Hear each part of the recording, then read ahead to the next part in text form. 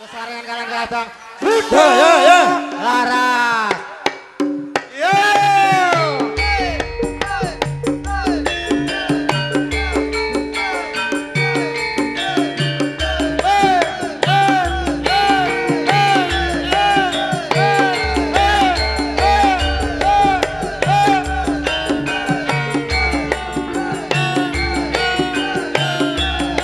Ini jurusan Pak Karwati.